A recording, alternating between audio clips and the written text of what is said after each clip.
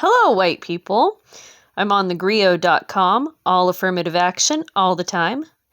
Monique, 300-pound affirmative action mermaid, says there's body positivity and the LGBTQ acceptance under the sea. Across the world, there are thousands of merfolk, humans of all shapes, genders, and backgrounds, who enjoy dressing up as mermaids. I guess this is an article from the Associated Press that Grio stole. June 24th, 2022.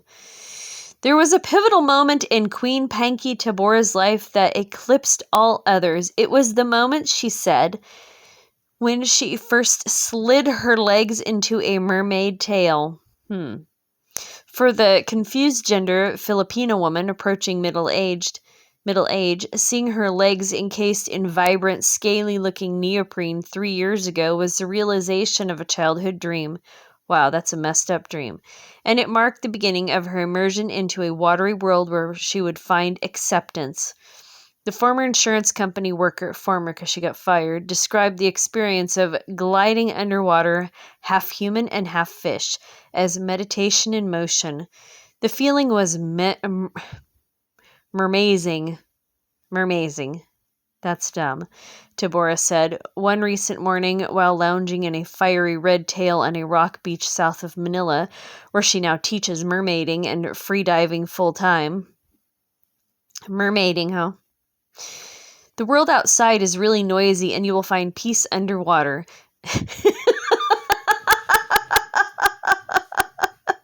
You'll find peace underwater.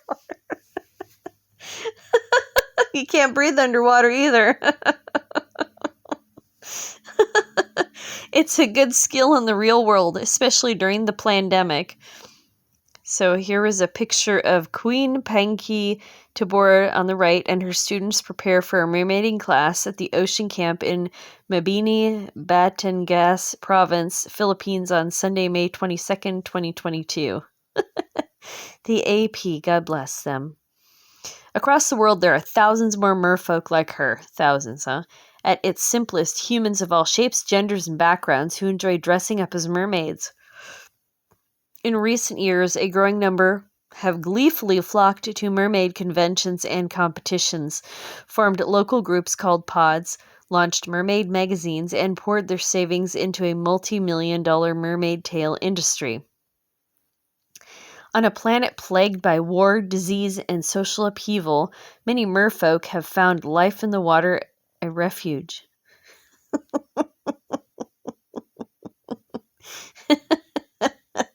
This is what happens when you shut down insane asylums.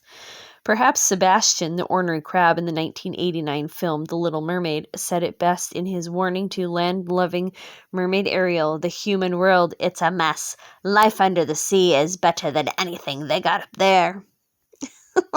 I don't do very good as a Jamaican, do I? Away from the critics and chaos of life on land, Mer World is the kinder, gentler, and more joyful alternative to the real world. Ooh. It is also a world, merfolk say, where you can be whoever and whatever you want. That openness attracts some confused gender people who empathize with Ariel's agony of being trapped in a body that feels wrong. It is also inspiring to merfolk like Shay Monique. Is that Shay or Che or Kay? The Washington, D.C. based founder of the Society of Fat Mermaids.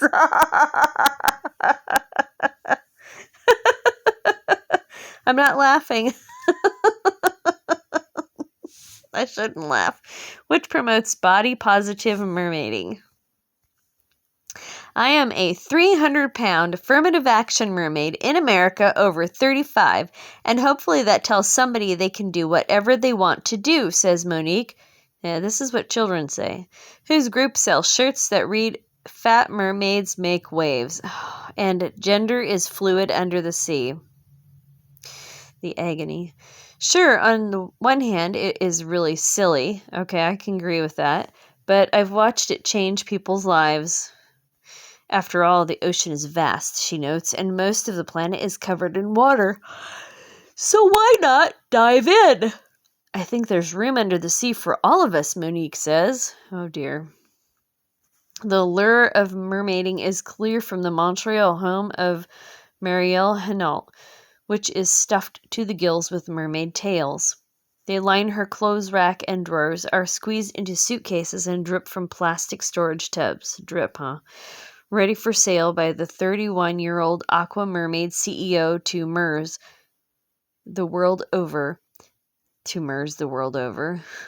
MERS is Middle Eastern Respiratory Syndrome, like the no-no disease, similar to the no-no disease. About 20 tails belong to Hinault herself. When you put your mermaid tail on at the beach or pool, you become a superstar. Do you smell your armpits too? Says Hinault, whose company runs mermaiding schools across Canada and the United States. Oh my God, mermaiding schools. Oh. Kids and adults, everybody's happy to see a mermaid. When mermaiding first started to catch on, most tails for sale were custom-made silicone creations that weigh up to 23 kilograms or 50 pounds. Yikes. Cost upwards of $6,000 and take a surprising amount of time and lubricant to wrestle into. That gave me a headache.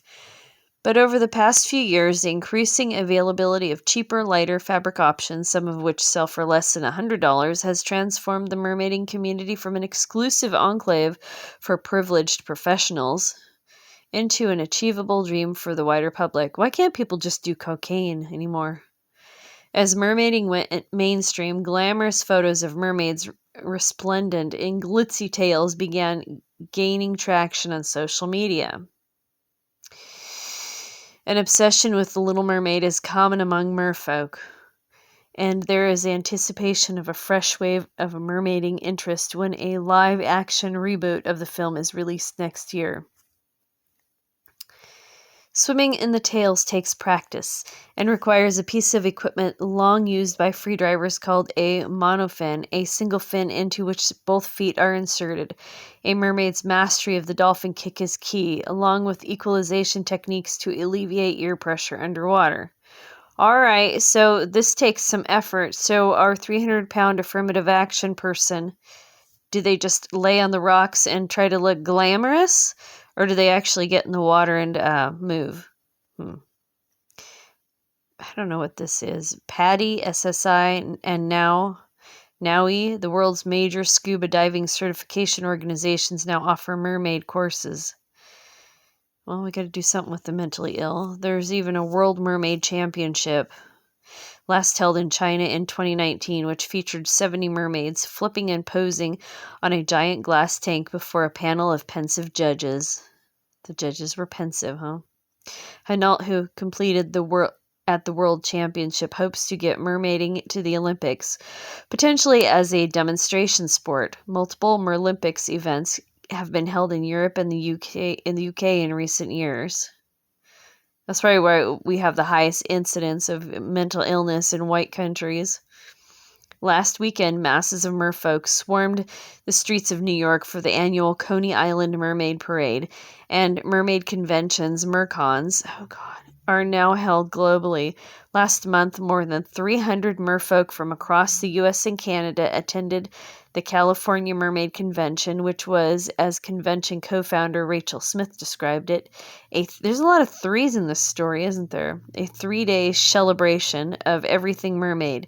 It was also, according to fellow co-founder Ashley Rastad, dolphinately, this is just a good time. Note, the mermaid community is awash in puns. Bad puns. For most merfolk, it is a little tongue-in-cheek, but it's also enormously meaningful. Floating in the Sacramento pool where fellow attendees of the California Convention had gathered, Merman Maui summed up the importance of the community this way. I have a new family with all these people. Superficial, right? Life is so much better when you learn to have just a little bit of fun, or a lot bit of fun. Oh dear. Because we all believe in magic at some point, Maui says.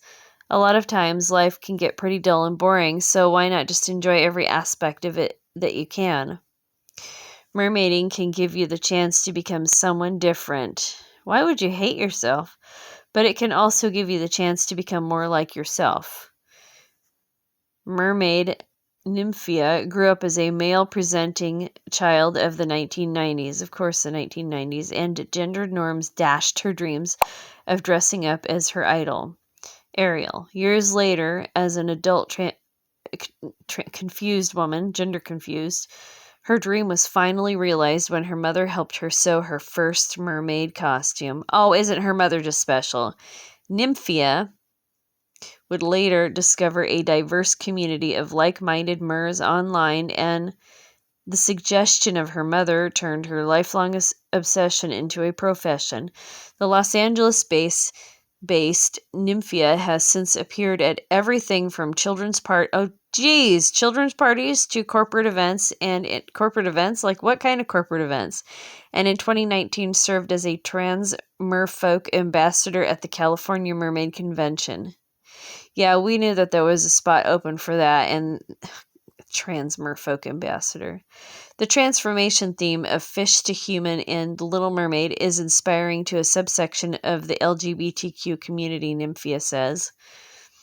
With transgender and non-binary merfolk, they often connect with that mentally where you're not quite sure which world you belong in, but you're able to be this alluring creature of the sea and live as your most authentic self, Nymphia says.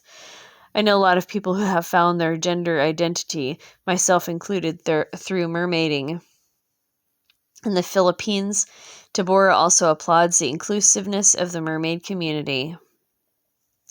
You can accommodate young people, straight men, and gays, older people, says Tabora, whose mermaiding school is called Diversity by C. Raineng Penke. Everyone can be a mermaid. Yeah, the fellas listening to this.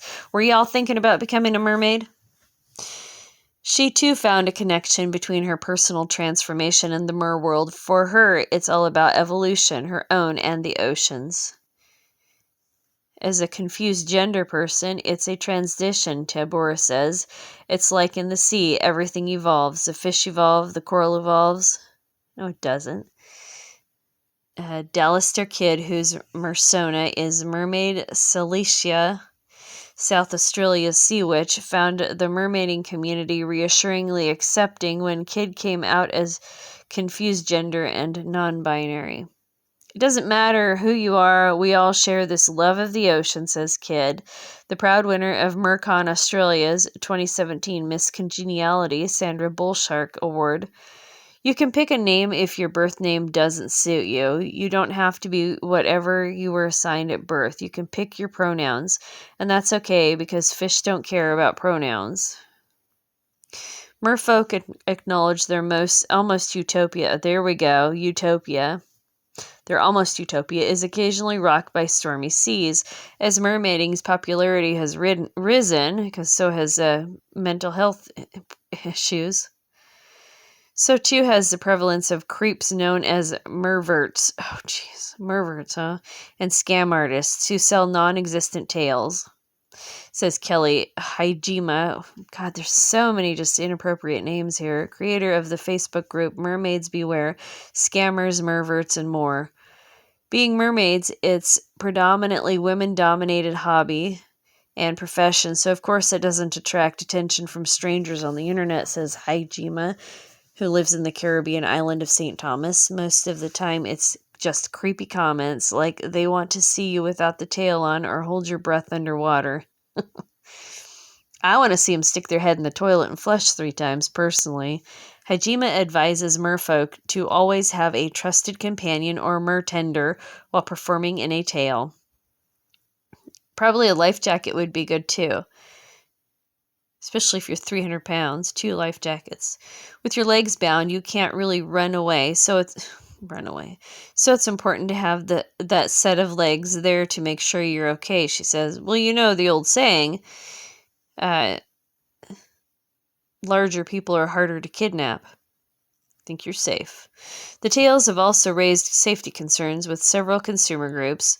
A 2018 study of 25 children by the Royal Life Saving Society of Western Australia found that a majority have experienced an average decrease in their swimming ability of 70% while using mermaid fins and 60% while using tails. The U.S. Consumer Productivity Safety Commission said it has received 3 reports of incidents involving mermaid tails over the past 4 years, the most serious of which resulted in a 5-year-old girl being hospitalized after she tucked her arms inside the tail along with her legs and became trapped underwater.